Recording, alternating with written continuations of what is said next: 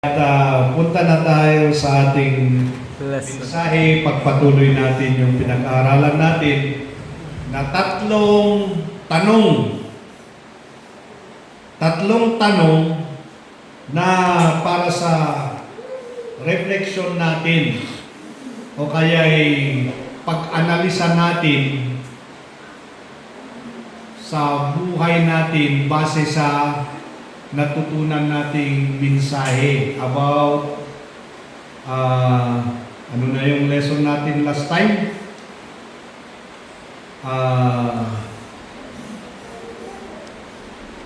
Matthew 16:26. Anong sabi niya doon? What shall it profit a man if you gain the whole world, what loses is for your own soul?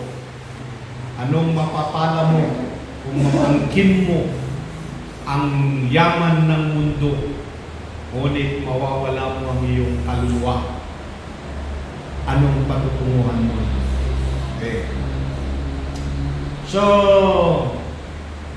yung unang tanong natin, ano na ngayon at saan ka nabubuhay? What are you living for?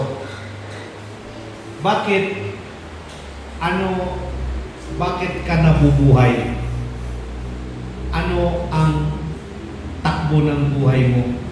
Ano ang patutunguhan niyang buhay na yan? Una, sabi natin, dapat yung buhay natin ay para sa kaluwalhatian ng Diyos. Living for God's glory.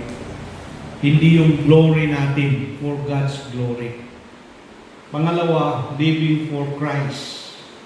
Sabi ni Pablo, for me to live is Christ and to die is gain. Pinapakita ni Apostol Pablo na ang mas mahalaga sa kanya ay yung buhay niyang susunod, yung second life, eternal life. Yun ang pinapahalaga niya kaysa yung buhay niya dito. Yan. Ganansya yung nandito, pero meron buhay na buhay na walang hanggan. Number 3 ay yung living for God's kingdom. Living for God's kingdom. Ayan, ilang beses at buwan po liwanag itong Matthew 6:33, but seek ye first the kingdom of God and His righteousness, and all these things shall be added unto you. Ito, ang katotohanan ay itong living for God's kingdom, mabuhay tayo dito sa kaharian ng Diyos. Na-observe ko, di nyo ba alam na maraming Kristiyano na ang pinaka ipinagpapalit, kino-compromise na araw ay araw ng Diyos, Sunday. Totoo yan. Bagamat ang liwaliwanag na unahin ang Diyos, ang problema ng karamihan, nakakalimutan ito. At kung makipag-compromise o kaya makipag-usap at may anumang trabaho na dapat gagawin outside, ang gusto nilang sabihin o ibigay na araw ay Sunday. Naintindihan yan? Yung makipag-transact. Bakit maraming Kristiyanong ganyan na nakikipag-transact ng Sunday? Kasi nasa isip na, kahit hindi naman ako matem ng Sunday, wala namang nangyayari sa buhay ko. Hindi naman ako napaparusahan. Pinapatawad naman ako. Hindi nga ako matem ng Sunday, okay ba naman? Nung next Sunday, nung sumunod na Sunday, okay ba naman? Wala naman. Ngayon nga, hindi pa ako attend, okay naman. Mga ganyan na isip. Pero ikaw din ang nagsasabi na, oo nga, wala pa naman. Oo, dihintayin kung meron. Hindi, ang ibig sabihin natin dito, hindi pwedeng ganun sana ang buhay natin na Kristiyano. No? na ipagpalit-palit natin yung Sunday natin. So, anong kwenta na nananalangin si pastor? Di ba? Maririnig niyo yung panalangin natin sa pag-closing natin. Lord, buhayin niyo po kami, gabayan ninyo kami, na walang masamang mangyayari sa amin. Sana ikaw ang magbigay ng pangangailangan namin. O ganyan ang panalangin, di ba? Bakit na tayo nananalangin na ganun? Dahil alam natin ng Diyos, siya lang ang pwedeng makagawa niyan sa atin. At hindi naman tumatanggi ang Diyos niyan. Di ba? Kita nyo, sa ating pang-araw-araw na buhay, kahit meron man tayong mga katigasan ng ulo, pero hanggat ang Diyos ay talagang nagbibigay ng yung space na tayo ay makarealize, ibinibigay niya yan yung para mag-isip tayo at makita natin yung pagkakamali natin. At binubuhay niya tayo. Kaya binibigyan niya pa rin tayo ng pangangailangan, ganyan. Kung minsan hindi na tayo nagpapasalamat, binubuhay niya tayo. Ganon. Yan yung panalangin natin. Kasi, tapos pagdating pala ng linggo, hindi mo din lang naman pala papurihan ng Panginoon, hindi mo ibigay ang araw na yan sa Panginoon, hindi mo ialay ang sarili mo sa yung iba, sabi na, di bali, nagdarasal naman ako, kinukumit ko naman ang sarili ko, ang buhay ko sa Diyos. Kung minsan itong problema natin, binigyan tayo ng Diyos ng napaka-komportabling lugar. Ito para dito tayo mag-worship, dito natin i-recommit ang ating sarili sa Diyos. Ang problema kung saan-saan mo kinukumit yung sarili mo sa Diyos. Saan ka napupunta? Nandun tayo sa party at doon tayo nagkukumit. Lord, Sunday ngayon, pero nandito, patawarin mo ako, ha? Nandyan na yung guilt mo, alam mo na. Yan ang hindi maganda na gawain natin sa buhay. No? Kaya ang aral dito, kailangan sana mabuhay tayo sa kaharian ng Diyos. Kung tayo ay nasasakop ng kaharian ng Diyos, mararamdaman natin ang pamilyang makadiyos. Na ang Diyos ang mamumuno. Amen. At siyang magbigay ng lahat ng ating pangangailangan. Alam niyo, kung binasin mo lang ang pangangailangan mo sa nakikita ng mata mo, napakalaking pagkakamalian. Dapat makita mo lang yung loob-loob mo. Ano kung meron kang pagkain, meron kang kaibigan na kaharap, pero yung utak mo ay naguguluhan na nagsasabing mali ang kinalalagyan mo ngayong araw na ito. Mali ang location mo. Ayan. Mali, nag-pray ka nga pero nasa mali kang lugar. O sabihin nyo na naman, Pastor, di ba kahit saan ka magdasal, pwede? Oo, pwede. Kahit punta ka ng kubeta, pwede. Sige. I-justify natin na pwede kung saan ka, tama yan. Pero may araw na kung saan dapat nandyan ka sa tamang lugar. Kaya nga sa 9:25 ba yan? Medyo nakalimutan ko na yan, pero part ng Hebrews yun, na kailangan hindi tayo nakakalimot sa pagtitipon natin. No? Hindi natin yun binabaliwala. Dapat nandoon tayo sa tamang lugar na kung saan nagtitipon tayo. Bakit? Linggo, outside ka doon sa kingdom of God. Asang kingdom ka napupunta.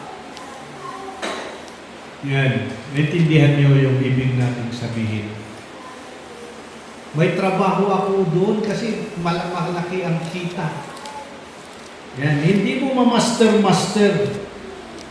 itong living for the kingdom of God. Philippians chapter 3 verse 20, sabi niya, "For our citizenship is in heaven, from which we also eagerly wait for the Savior, the Lord Jesus Christ." Our citizenship is in heaven.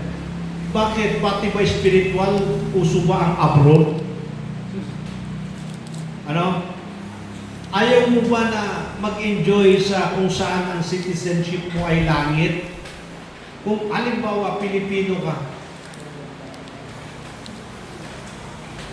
sino sa inyo, wala no, nakaranas mag-abroad? Ako, kami ni Mrs. naranasan ng abroad.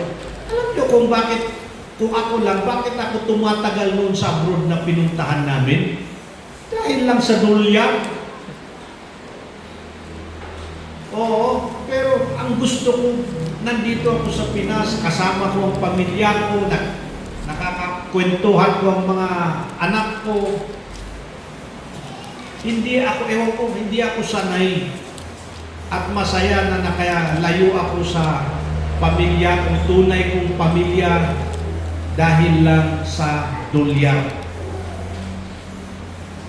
Ewan ko, kay Mrs. parang sanay nila yung mga magkakapatid na magtrabaho na abroad. Pero ako, hindi ko, kaya noon pinipilit-pilit ko si Mrs. na bumalik na dito sa Pinas. Pati ba spiritual ay ganun din, puso? Mas masarap sa Mas masarap doon sa saan ka uma-abroad? Ha? Saan tayo uma-abroad kung minsan? Imbis na tayo ay taga-church na pamilya ng Diyos, hindi natin binibigyan ng time. Kasi abroad tayo ng abroad. Ano bang purpose mo sa abroad? Dahil sa pag-aakala mo lang naman na pag napunta ka ng abroad, mas malaki ang pera doon, mas masarap ang pagkain, pero kung tutuusin, alipin ka doon sa abroad. Alam mo, ginagawa din, parang patay gutom na para kang, sinabi ko, hindi ko ikaw na ikaw, ikaw na yun. Alam nyo yung ito ulit, balik ako sa abroad. Tingnan nyo ang limitasyon ng mata ng tao. Yung taong pumunta ng abroad, akala nila pagwan maraming pera yan kasi nasa abroad. Oo, sa equivalent. Pero kung tutuusin mo, yung nasa abroad, alam mo yung pera nun, nagpa-budget yan kasi gumagasto din yan ng dolyar. Nagpa-budget yan para pag iuwi niya yung pera, sa kanya lang maramdaman na malaki ang sweldo niya dahil naging peso na. Pero tutuusin mo, mahirap na tao yung nag-abroad. Bakit masasabi mong mahirap na tao yung nag-abroad? Kasi wala siyang hanap buhay dito sa lupa. Lupa Pilipinas. Wala siyang pera dito. Hindi siya nakakakain ng maayos dito. Kaya umaalis, maghanap ng mas. Yung iba naman, meron na nga dito. Hindi nakukontento. Kaya umaalis. Naghahanap ng pupunta din lang doon. Punta ka doon. Hirap din mag-budget para sa adobo, para sa fried chicken. Mahirap din. Alam nyo, nung nasa abroad ako, ang enjoy ko nga nung nasa abroad, punta na lang ako sa dagat, doon sa may dak, mamingwit na lang ako doon, libre. Yun ang magandang hinahanap mo din, libre na makakain. Pero sa atin, ina-appreciate yung sabi nyo, abroad yan, maraming pera yan. Nag-abroad yan dahil mahirap ang buhay niya. Nag-abroad yan dahil hindi nakukontento dito, mapagpangarap niya. Natutunan na natin yan. Ambisyoso yan, ambisyosa na maging mayaman. Ganon. Pati sa spiritual, the same behavior ang meron tayo. Kasi naniniwala ka dito sa Glim Church, walang bagoong, walang masarap na pagkain, walang ano lang yung makikita mo dito. Yung mukha mong nakikita every Sunday, nakakasawa, si pastor nakakasawa. Kaya, gagana pa rin yung kasi, naman, mag-iba naman tayo. Hindi mo alam na yung iniiwanan mo ay kasali ang Diyos doon. Hindi mo na-internalize ang church. Nagpapakita lang, nung pumunta ka, umabroad ka sa isang Ipugaw din lang naman yung pinuntahan mo. Pinagpalit mo ang Diyos. Pinakita mo din lang na ikaw ay hirap na hirap sa buhay. Yeah. Ganyan tayo. Bakit kayo umaalis sa kingdom of God? Iniinsulto niyo ba ang Diyos? Hindi ba kayo naniniwala na ibibigay ng Diyos yung pangangailangan niyo? Ha? Sa Sunday kasi, upo, kanta, panalangin, uwi. Maganda doon, may dutan. Masaya doon, may kabulatawan doon na kwentang walang kwenta. Bakit yun nangyaring yun ang gustong-gusto mo? Kristiyano tayo, Kristiyano pa. Abroad ka ng abroad.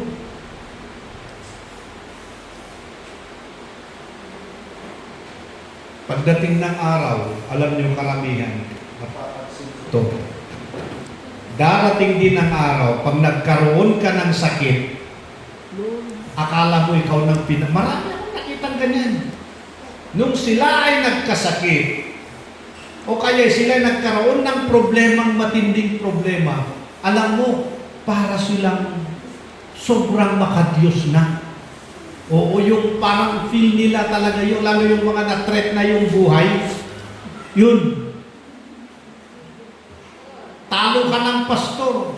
Kasi kung Diyos ang usapan, ang galing. Alam mo, ang Diyos sa mo, talagang dakilang Diyos.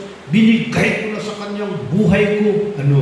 Ngayon, yung katawan na yan na hindi na, malapit ng ilibing, tsaka mo sinasabing, binigay ko sa Diyos ang buhay ko, magliling ko na, kondisyon mo pa, maraming ganyan eh. Kung gagaling lang ako, ganito na ang gagawin ko. O doon, anong gagawin ng pastor? Pag-pray mo, hindi. Kahit doon ka na lang sa langit mag-worship. Kasi baka gumaling ka wala, abroad ka din lang ng abroad. Punta ka na lang doon sa yung talagang hindi na figurative kundi talagang langit na. Kung talagang ligtas ka, doon ka na lang mag-worship. Maganda kaya sabihin ko dyan. Kasi tatawagin niyo si pastor pastor, pag-pray niyo nga ako kasi alam mo si Diyos, ang Diyos lang man ang pwedeng. Ay, kikilalanin mo ang Diyos na makapangyarihan. Nung ang lakas-lakas mo, hindi mo alam ang kapangyarihan ng Diyos. O, di ba?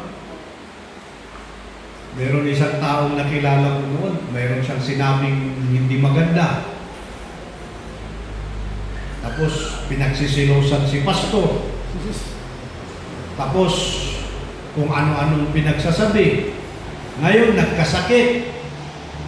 Ayun, pinagpanalangin, i-request.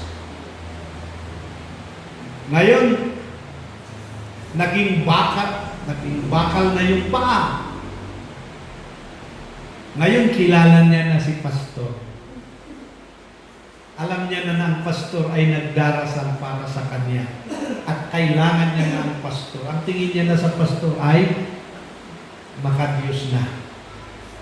Pero noon, wala pastor. Kasi, maraming ganyan.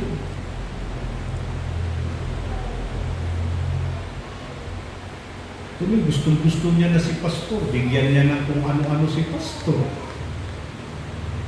Bakit paabutin mo ng ganun? Yan, so, what are you living for? Para sa pagkain? Kasiyahan? Diyan ka na lang napupunta-punta? Ganyan lang ba kababaw ang buhay mo? Ang babaw mo pala eh. Hanggang slice ka lang pala eh.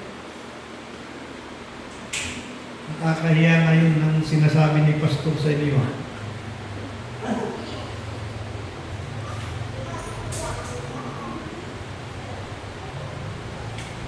Okay, living for God's kingdom. Bakit ako? Gusto kong painggitin kayo. Bakit ako? Wala naman. Hindi naman ako ganun ka-pressure na magsabi, kailangan hindi ako magsandi dyan muna ha, kasi kailangan may pagkapirahan ako. Marami akong pagkapirahan using my skill. Pero hindi eh. Gusto ko yung Diyos ang nagpapaka-integrity. Gusto ko yung ako ay naglilingkod at pinapaproblema ko na sa Diyos yung mga pangangailangan ko. Kasi alam niyo ang nasa isip ko, feeling ko, bukas, magkakasakit na ako ng malubha. Feeling ko, hindi na ako magtatagal. Kaya hinahabol ko na lang na yung buhay ko para sa Panginoon. At wala yan sa isip ko nung kasing edad ninyo, sa mga edad ninyo, wala yun. Kasi wala akong isip na magkakasakit bukas. Nagbabase ako sa pakiramdam ko. Pero na-realize ko na itong edad ko, nakikita ko, bakit ang daming mga batang nanguuna pa sa akin? Pakinggan mo at tignan mo yung buhay niya bago siya namatay. Ito sayang ang mga taong to.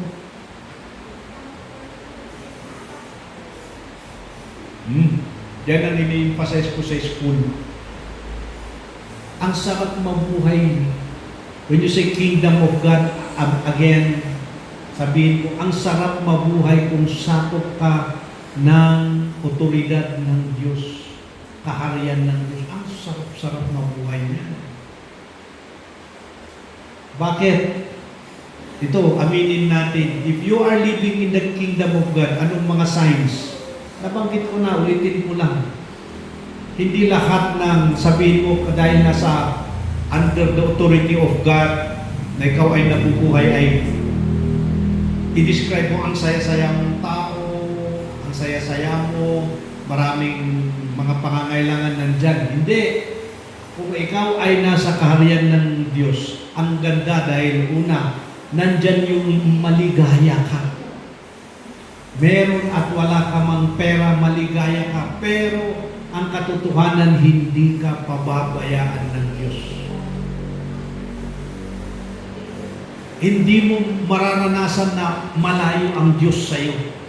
Ang lapit-lapit ng Diyos. Alam niyo yung testimony ni Faye noong Wednesday. Sabi niya, ako, ngayon, nakatapos ako ng financial management. Sabi niya, alam ko kung paano mo i-manage ang pera, paano mo i-budget, paano mo mahalagahan ang pera, gaano ka powerful, siguro kulang yan na yung sinabi niya, gaano ka powerful ang pera, kung anong magagawa ng pera sa buhay mo, yung pera na yan, pinag-aralan ko yan, pero nasira itong mga pinag-aralan ko sa buhay ng papa ko. Dahil ang papa ko, puro faith na lang, faith and faith. Eh, nag-aral naman kami. Sabi niya, faith. Sabi ko din sa mga anak ko, yan ang gusto kong buhay ninyo. Hindi yung nakasalig kayo sa profession ninyo, kundi sa Diyos pa rin. Kita nyo? Yun, malaking pasalamat ko lang yung pag-uwi ko nun. Pag-uwi namin, nagdasal ko sa Lord. Salamat at kung meron man nakita itong mga anak kong buhay ko ay yung buhay magtiwala sa inyo. Magtiwala ka sa pera para habang buhay mo, hindi mabibili ng pera ang buhay. Ang buhay ay hininga. Kaya dapat ang hininga, ibigay mo na sa Diyos para siya na ang magbahala sa hininga mo. Para hindi ka maubusan ng hininga. Okay. Number 4. Pang-apat na tanong. Pang-apat. Yung tanong pa rin, what are you living for? Ano ang buhay mo? Para saan yung buhay mo? Anong dahilan na nabubuhay ka? Pang-apat na dahilan, nabubuhay ako dahil sa plano, purpose, with a purpose. Hangarin pala, hangarin. Yan ang tama niya. Agbibiyagak gapu iti tarigagay. Gapu tarigagay. Anong tarigagay mo? Yumaman? Hindi po. Ephesians 2:10. Sabi niya, for we are God's handiwork. Tayo yung ginawa ng Diyos. Kamay niya ang gumawa sa atin. Ginawa tayo sa kawangis ni Kristo para sa mga mabubuting gawain na kung saan hinanda ng Diyos una pa lang para sa atin na gawin. May plano ang Diyos sa atin. Ang plano pala ng Diyos sa atin, sabi ni Pablo, ay para gawin natin yung mga inihanda ng Diyos na magagandang bagay, mga gagandang gawain. Hindi kasali dyan ang pag-abroad mo dito sa pagliban-liban. Hindi kasali yan. That is not good.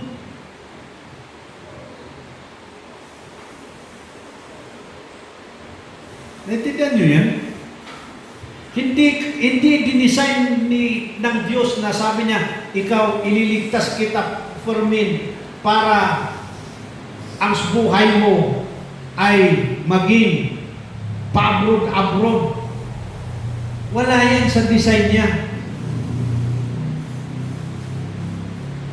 Kundi ang gusto niya para maging matapat ka sa akin at ito ang mga gagawin mo. Naintindihan niyo yan?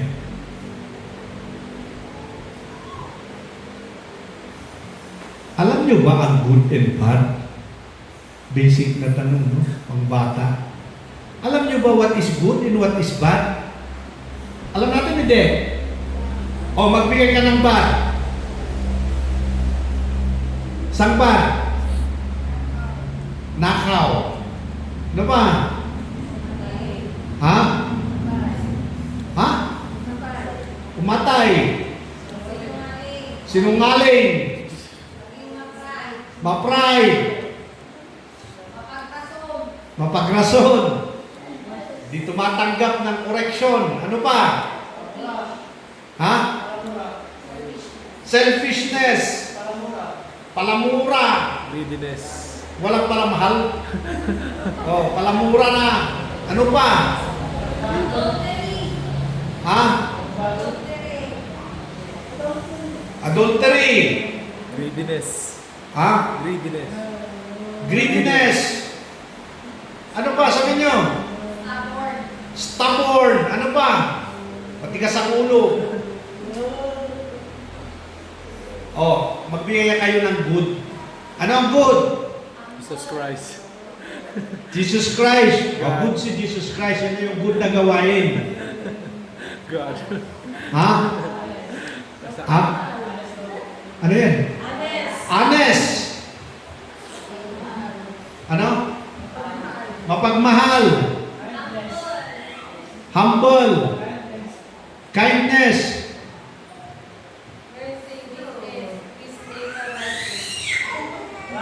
Big. Ha? Big. Joy, peace. Ano?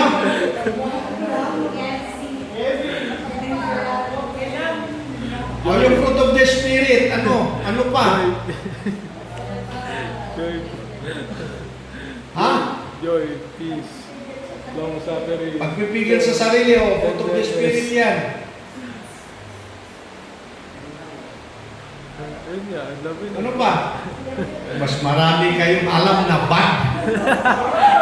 Worship. No wonder. Pero hindi po yan kasali doon sa design ng Diyos.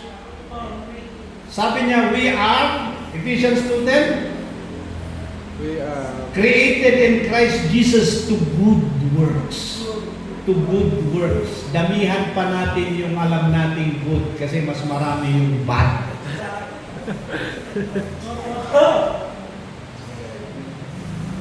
Okay, pag nangyari yan ang purpose sa buhay natin. Gusto mo ba yung purpose ng Diyos sa buhay mo? Huwag mo nang bawasan at palitan. Okay? Ecclesiastes 9:10. Whatever your hand finds to do it with all your might, for there is no work or thought or knowledge or wisdom in sure to which you are going. Sabi niya, kung ano man ang kaya mong gawin na mabubuti, kaya ng kamay mo gawin mo na ngayon. Dahil sa pupuntahan mo, wala na yan, hindi mo na magagawa. Anong maisip mo, alam mo, ngayon mo na ilabas yung mga mabubuting kaisipan na yan. Dahil ngayon ng pagkakataon. Ganyan bang, dyan ba natin binubus ang buhay natin? Tanong, what are you living for? Anong buhay mo? Buhay bad? Ang sabi dito, good. So sa good lang.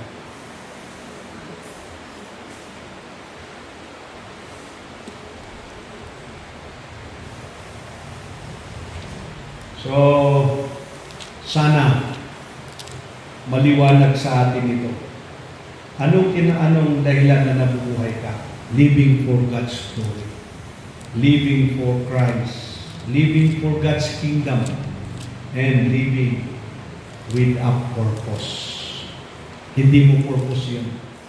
Yung purpose ng Diyos yun sa buhay. Ay madaling ma-check yun, ano? If you are in a wrong place, doing religious activity, kung alam mong nasa impyerno ka, tapos magdarasal-dasal ka, mali yung kinarurunan mo, hindi pwedeng magdasal ka doon at makonvert ang diablo. Naintindihan niyo ba itong figurative na salita ko? O idiritsok na lang, ipugaw style. Yeah. Baka magsitayuan kayo, aalis kayo dito.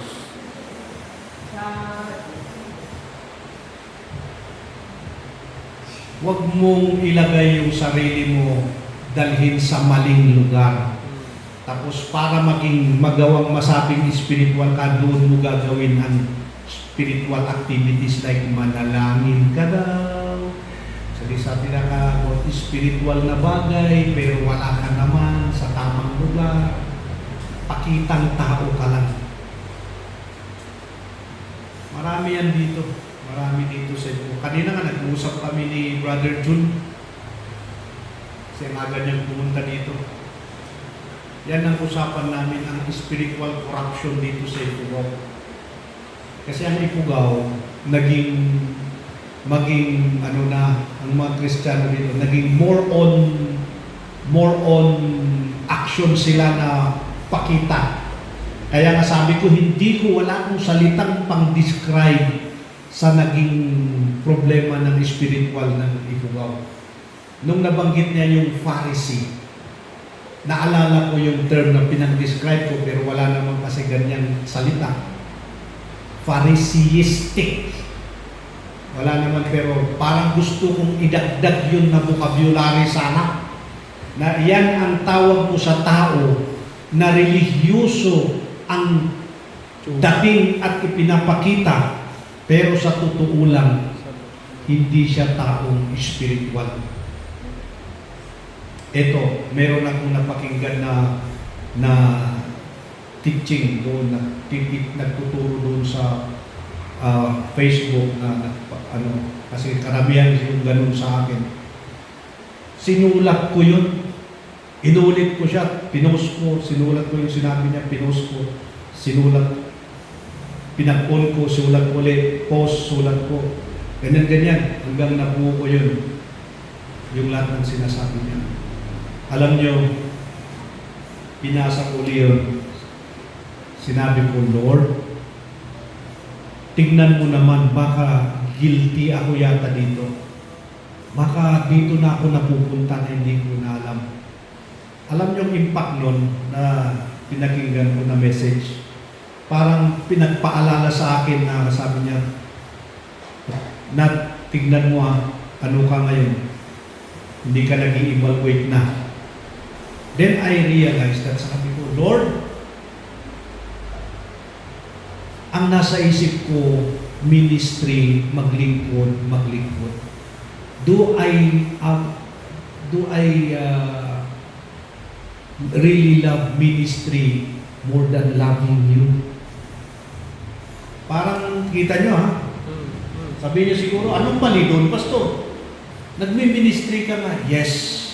Pero baka naligaw na ako na hindi ko na mamalayan ay nakafocus ako sa ministry imbis na sa Diyos. kay Kristo ako. Alam niyo, mahirap doon pag makalimutan mo yun. Ang ginagawa mo ngayon, it's either nag-e-effort ka na at hindi ka na umaasa sa Diyos. Marami ka nang ginagawa at hindi ka na nagtitiwala na gagawin ng Diyos sa iyo yan. Nakikita mo na yung bunga ng ginagawa mo, pero hindi mo na nakikita na ang Diyos ang may kagagawan mo. So that time, panalangin ko, sabi ko, Lord, buksan mo muli ang mata ko kung ako man ay napupunta dito. Ganun ako tumanggap ng mensaheng mga spiritual na bagay. Amen. Ano nang nangyayari? Itong platform na ito, ay itong pulpito na ito, platform, baka nagiging stage na ito ng presentation. Hindi po, Lord, sabi ko. Kung nag-preach ako, alam mo naman, pinapakinggan mo na ako'y nag-preach, nagtuturo na gusto ko yung galing sa'yo. Hindi ako nagsasalita dito para mawin ko kayo. Mas gusto ko nga na nag-preach ako. Ang effect sa inyo ay yung parang nagagalit na kayo sa akin. Dahil akong preacher ay itinuturo ko yung mali sa inyo. Hindi ko sinasabing, okay lang yan. Pwede naman, pause, ano ka lang. Oo, kasi sayang naman, paminsan-minsan naman, kailangan makakain ka ng dutang. Kasi pagpunta ka palagi ng Sunday, na-schedule yung Sunday ng dutag-dutag, wala kang makain. Kawawa ka naman sa buong buhay mo na mamamatay ka lang na hindi ka nakakain ng dutag, Sunday lang lumalabas ang dutag. Ayaw ko nun.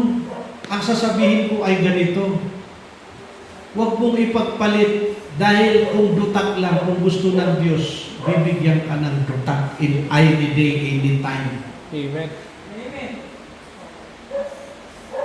Alam nyo, nasubukan ko na. O ito, pakinggan nyo. Umabot na rin. Dalawa ang ref dyan sa bahay. Yung isa nakasaksak, yung isa hindi. Nasabukan ko na na wala na akong paglalagyan ng dutat sa ref ko. Puno ng karne, ulo ng baboy, paa ng baboy, yung laman ng baboy, galing lahat sa Banawi noon. Ayaw nilang ulamin. Ewan ko yung kwento dyan. Basta bigay sa akin, sabi ko, bigay nyo kay pastor kasi pastor yan. Oo, exempted ako sa usapan na yan. Bigay nyo. Inuwi ko. Nilagay ko lahat dyan. Oo. Langan naman na sabihin kong hindi kaya ng Diyos yan. Kaya niya. Ay, yun po ang message natin. May plano ang Diyos. Huwag tayong mahihiwalay dyan sa plano ng Diyos.